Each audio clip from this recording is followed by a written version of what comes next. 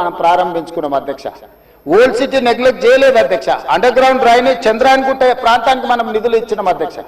ఇవన్నీ కూడా పాత నగరాన్ని, ఇది మన తలమానికము, మన యొక్క గొప్ప గౌరవము హైదరాబాద్ నగరం అని చెప్పి ఈరోజు హైదరాబాద్ నగరం మీద ప్రత్యేకమైన దృష్టి పెట్టి ఈరోజు కార్యక్రమాలు తీసుకుంటున్నాం అధ్యక్ష. ఇక మళ్ళీ మూసీకి వస్తున్నా అధ్యక్ష. ఈ మూసీని కేవలం మా మిత్రులు పాయల్ శంకర్ గారు అడిగారు, ఇది ఉత్త నీళ్ళే తీసుకొస్తారా, దీన్ని వ్యాపార కేంద్రంగా చేస్తారా? వారేమో ప్రశ్న అడిగారు. కొంతమంది ఏమో రేవంత్ రెడ్డి రియల్ ఎస్టేట్ బ్రోకర్గా మారిండు, రేవంత్ రెడ్డి రియల్ ఎస్టేట్ చేస్తాడని. అధ్యక్ష, రియల్ ఎస్టేట్ ఒక ఇండస్ట్రీని ప్రమోట్ చేసి ఇండస్ట్రీకి అవసరమైన వసతులు కల్పించడం అనేది ప్రభుత్వం యొక్క బాధ్యత. ఈ నగరం రియల్ ఎస్టేట్ విస్తరిస్తే పెట్టుబడులు వస్తాయి, పెట్టుబడులు వస్తే పరిశ్రమలు వస్తాయి, పరిశ్రమలు వస్తే ఉద్యోగ ఉపాధి అవకాశాలు వస్తాయి. ఈరోజు ఎకానమీని మనం పెంచుకోవాలంటే, ఆర్థిక వ్యవస్థ బలోపేతం కావాలంటే, ఆ రోజు కూడా ఇట్లనే మాట్లాడిన డాక్టర్ వైఎస్ రాజశేఖర రెడ్డి గారు, అంతకంటే ముందు నేదురుమల్లి జనార్దన్ రెడ్డి గారు హైటెక్ సిటీకి మొట్టమొదటిసారి ఫౌండేషన్ స్టోన్ వేసినప్పుడు పి జనార్దన్ రెడ్డి గారు పట్టుబట్టి మొట్టమొదట ఫౌండేషన్ స్టోన్ హైటెక్ సిటీకి పడ్డది. పి జనార్దన్ రెడ్డి గారు ఎమ్మెల్యేగా ఉన్నప్పుడు, నేదురుమల్లి జనార్దన్ రెడ్డి ముఖ్యమంత్రి ఉన్నప్పుడు పివి నరసింహారావు గారు వచ్చి మొదట హైటెక్ సిటీకి శిలాఫలకం వేసింది వాళ్ళు. తర్వాత ఆగిపోయింది. ఆ తర్వాత చంద్రబాబు నాయుడు గారు వచ్చిన తర్వాత మళ్ళీ చంద్రబాబు నాయుడు గారు, అటల్ బిహారీ వాజ్పేయి గారు వచ్చి హైటెక్ సిటీ నిర్మాణం చేశారు. ఆ రోజు కూడా ఇదే ఆరోపణలు చేశారు అధ్యక్ష. ప్రభుత్వం రియల్ ఎస్టేట్ వ్యాపారం చేస్తుందా, ప్రభుత్వానికి ఏం పని ఉంది అని. కానీ ఇలా విస్తరించిన నగరం ఎక్కడొచ్చింది అధ్యక్ష? సైబరాబాద్ అని గొప్పగా ఎందుకు చెప్పుకుంటున్నాం? ఐటీ కంపెనీలు, ఫార్మా కంపెనీలు, global capability centres, data centres, ఇవన్నీ ఎక్కడి నుంచి వచ్చినాయి అధ్యక్ష? ఈరోజు ఫైనాన్షియల్ డిస్ట్రిక్ట్ నాలెడ్జ్ పార్క్లో ఎన్ని లక్షల మందికి ఉద్యోగాలు వచ్చినాయి అధ్యక్ష? ఈరోజు విస్తరించే నగరం అర్బనైజేషన్ అవుతుంది అధ్యక్ష. పట్టణ ప్రాంతాలు పెరుగుతున్నాయి, పట్టణీకరణ జరుగుతుంది. ఈరోజు 55% జనాభా పట్టణాలలో నివసిస్తున్నారు అధ్యక్ష. రాబోయే 20-25 ఏళ్లలో 75% మన పట్టణాల యొక్క జనాభా పెరుగుతుంది అధ్యక్ష. కేవలం ఔటర్ రింగ్ రోడ్ ఇన్సైడే 1,34,00,000 మంది ప్రజలు నివసిస్తున్నారు అధ్యక్ష. 3,78,00,000 తెలంగాణ జనాభా ఉంటే ఔటర్ రింగ్ రోడ్ ఇన్సైడ్ మాత్రమే 1,34,00,000 మంది నివసిస్తున్నారు అధ్యక్ష. అంటే ఇక్కడ మోర్ దాన్ 1/3. టోక్యో ఒక సిటీలో తెలంగాణ జనాభా కంటే ఎక్కువ ఉన్నారు అధ్యక్ష. 4 కోట్ల మంది ఒక పట్టణంలో నివసిస్తున్నారు అధ్యక్ష. ఈరోజు ప్రపంచం అంతా పట్టణాల వైపు వేగంగా విస్తరణ జరుగుతుంది. దానికి తగ్గట్టుగా మనం నగరాలను అభివృద్ధి చేసుకోవాలి.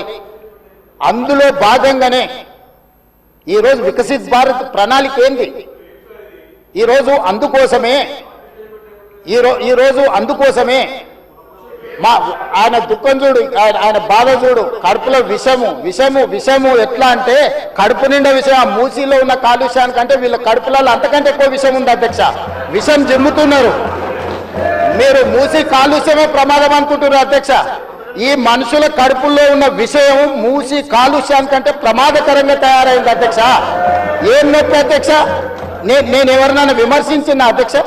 నేను ఈ ప్రభుత్వం ఏం కార్యక్రమాలు చేపట్టబోతుందో సభలో సభ్యులు మాకు తెలవాలని అడిగినారు. పాయల శంకర్ గారు ఏం అడిగినారు అధ్యక్ష?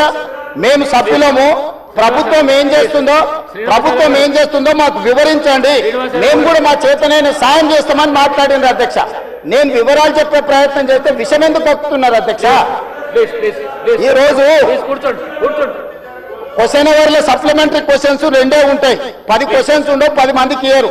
స్పీకర్ గారు అలౌ చేశారు, స్పీకర్ గారు నాకు అనుమతించారు వివరించమని. స్పీకర్ గారి అధ్యక్ష వాళ్ళ ప్రాధాన్యత ఏందో మీకు అర్థమైంది కదా అధ్యక్ష? ఈ చర్చ జరగవద్దు, ఈ నిజాలు ప్రజలకు తెలియవద్దు. విషం కడుపు నిండా విషం. మీరు కళ్ళు చూడండి అధ్యక్ష, అసలు వాళ్ళ కళ్ళలో చూడండి. వాళ్ళ కళ్ళగిన ఓలే శక్తి ఉంటే ఆ విషపు కళ్ళతో చూస్తే మొత్తం కాలి బూడిదైపోయేటట్టు చూస్తున్నారు అధ్యక్ష.